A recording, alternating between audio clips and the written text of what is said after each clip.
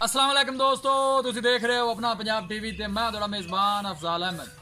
ਸਭ ਤੋਂ ਪਹਿਲੇ ਆਪਣੇ ਚੈਨਲ ਨੂੰ ਕਰੋ ਸਬਸਕ੍ਰਾਈਬ ਤੇ ਨਾਲ ਹੀ ਲੱਗੀ ਹੋਈ ਘੰਟੀ ਨੂੰ ਦਬਾਓ ਕਿਉਂਕਿ ਸਾਡੀ ਲੇਟੈਸਟ ਔਰ ਬਿਹਤਰੀਨ ਵੀਡੀਓ ਸਾਡੇ ਦੋਸਤਾਂ ਤੱਕ ਪਹੁੰਚੇ ਸਭ ਤੋਂ ਪਹਿਲੇ। ਲੋ ਜੀ ਦੋਸਤੋ, ਜਿਸ ਤਰ੍ਹਾਂ ਤੁਹਾਨੂੰ ਪਤਾ ਹੈ ਕਿ ਆਪਣਾ ਪੰਜਾਬ ਟੀਵੀ ਵੀਰਾਂ ਵਾਸਤੇ ਰੋਜ਼ ਕੋਸ਼ਿਸ਼ਾਂ ਕਰਦਾ ਹੈ ਕਿ अच्छे तो अच्छा जानवर और मकूल रेट से जानवर लैके आइए।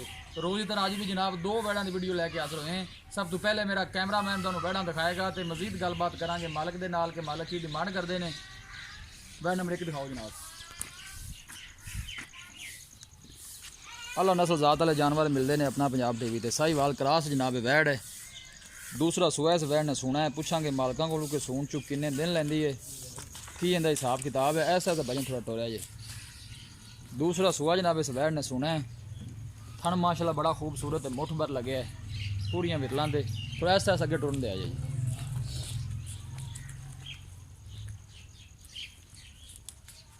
पर जान दो लोकेशन वीरां नूं दसदा जावां। तहसील दीपालपुर, जिला उकाड़ा। कैमरे तो थोड़ा वैड़ डरदी है, माशाल्लाह बड़ा ही खूबसूरत जानवर है जी। सुबह दूसरा इस वैड़ ने सुना है। आर्डर क्वालिटी माशाल्लाह बड़ी लाजवाब है। लैजल बाहर डरदी भी जरा ऐसा ऐसा टोरी से थोड़ा है।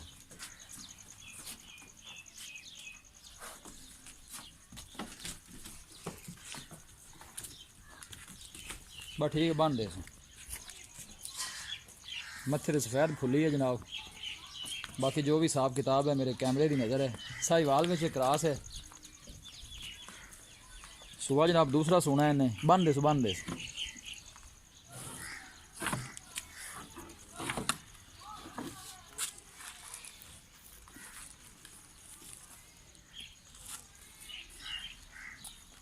छड़ दे सू।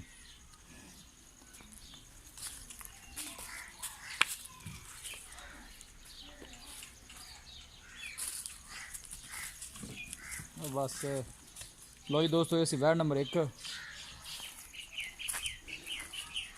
ਉਹਨੂੰ ਛੱਡ ਕੇ ਨਹੀਂ ਲਿਆ। ਇਹ ਨੰਬਰ 2 ਵਾਲੀ ਵੈੜ ਹੈ ਜੀ। ਇਹ ਵੀ ਸਾਹੀਵਾਲ ਵਿੱਚ ਕ੍ਰਾਸ ਹੈ। ਇਸ ਵੈੜ ਨੇ ਵੀ दूसरा सुआ सुना है।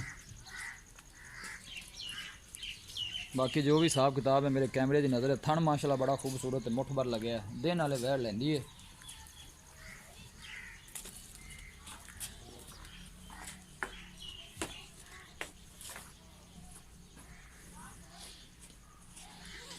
लोकेशन वीरां नूं दसदा जावां। तहसील दीपालपुर, जिला उकाड़ा। जान दे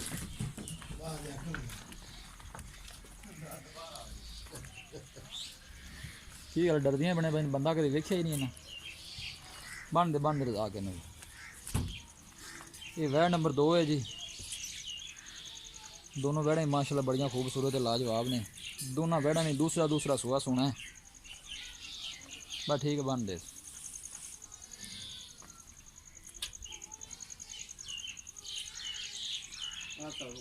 लो जी दोस्तों, जानवर दिते ने दिखा ते मजीद गलबात करने मालक दे नाल के मालक की डिमांड करते हैं।